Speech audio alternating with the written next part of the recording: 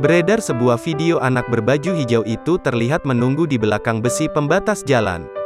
Kemudian sebuah truk tangki datang dan sosok yang ditunggu bocah itu turun dari mobil, yakni ayahnya.